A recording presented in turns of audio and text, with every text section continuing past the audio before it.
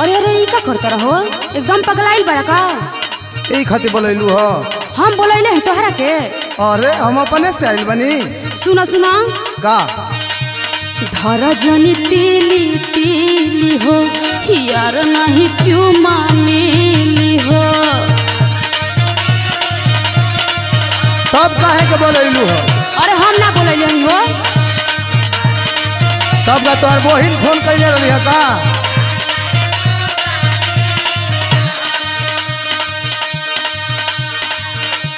धरा जनी तीली तीली हो यार नहीं चुमा मिली हो।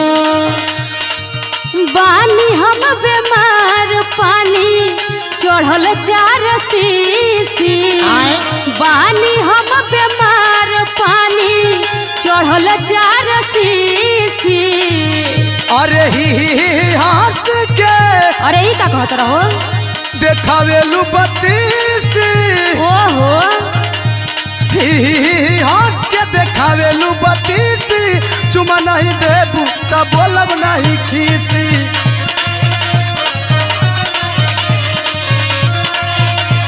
खाली दाची बोले खातिर बोलैलू हो।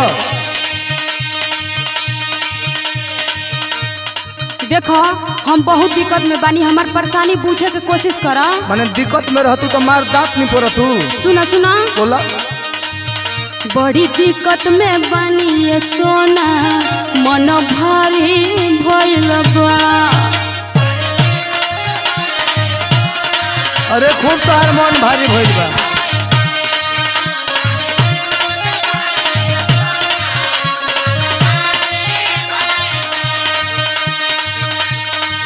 जब से मिले वाला तोह से काम जारी भइल बा।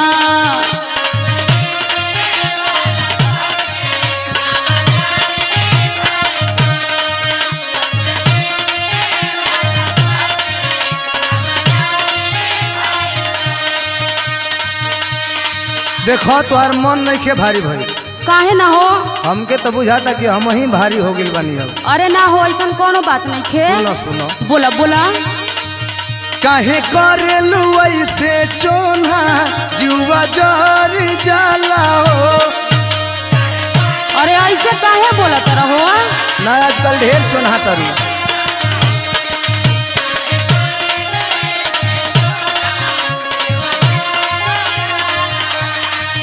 कुछो मांगिला कबो तोह से त पानी पर जाला हो।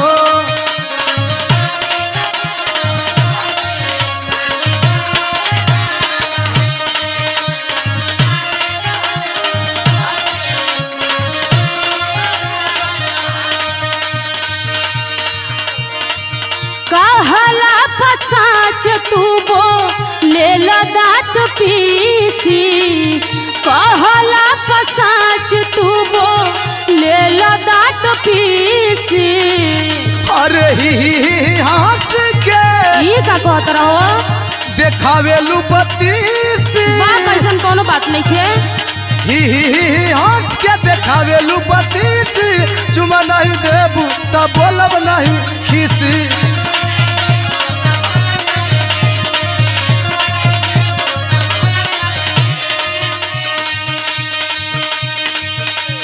देखो ऐसे ना कइल जाला का सुना। देख रोहित राजेंद्र ऐसे जिगना कइल जाला हो। बाकी तो के चोना कइल जाला ना। हम चोना नहीं की करत हो।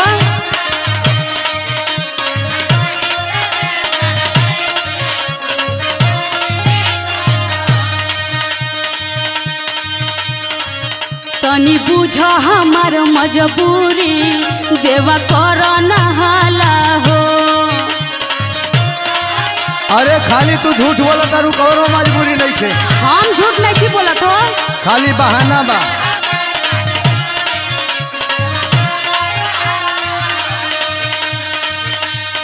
तोहार जब काम रहेला ना हाँ तो पोल्हा के निकाल लेबू। नहीं देखो ऐसा कोनो बात नहीं खे। हमार पारी आई तो लगबू मार घगचे बीमारी गिनावे। सुना हमार बात। बोला जब चुम्मा के आवेला बारी मुहावा फेर लेवेलू।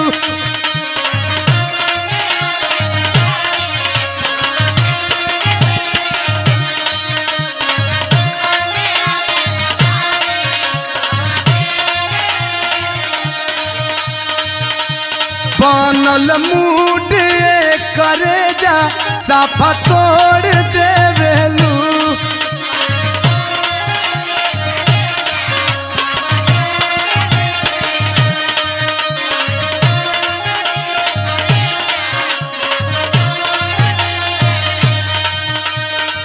धइले बाबे मारी तोहरा लेवे वाला किसी। अच्छा। धइले बाबे मारी तोहरा लेवे वाला किसी। अरे ही हंस के काहियो देखावेलू बत्तीसी। अरे जा जा। अरे ही हंस के देखावेलू बत्तीसी। चुमा नहीं देबू तो बोलब नहीं खीसी। ओसे करना बोलबा तो हो।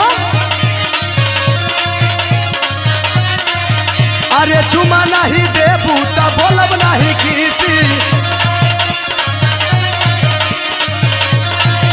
दे दो कहीं दे दो। हम ना देबो। एगो दो ना। ना ना एकदम सोना ना मान जा। देखो हम ना मानम, हमार तबीयत खराब बा हो। बस एगो दे दो प्लीज। ना दे।